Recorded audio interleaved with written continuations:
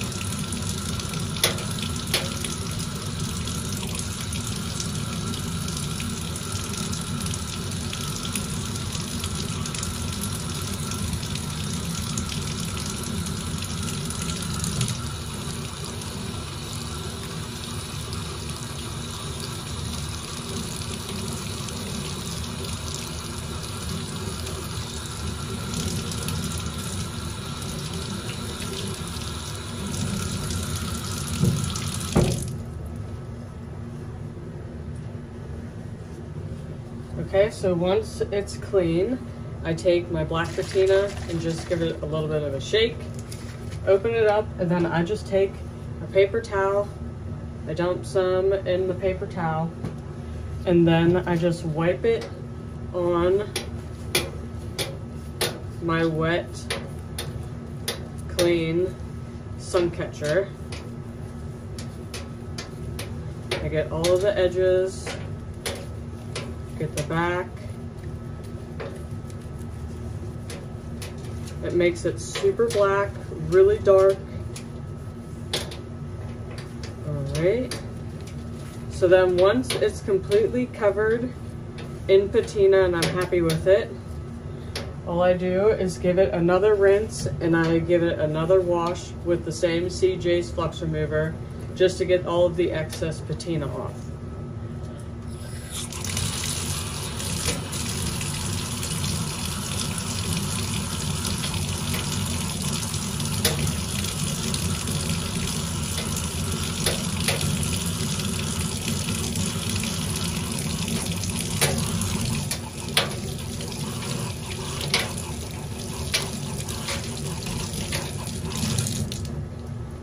Okay, so once that is completely clean, I hang this to dry completely.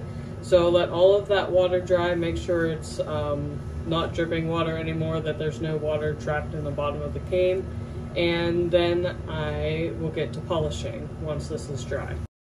Hey everyone, so I really hope you enjoyed this quick, easy tutorial on getting your patina really dark and black. I've found this method really helpful.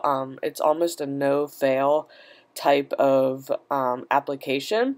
So anyway, I'll see you guys next week. Be sure to subscribe and like, comment, ask any questions if you have any, and I'll see you next time.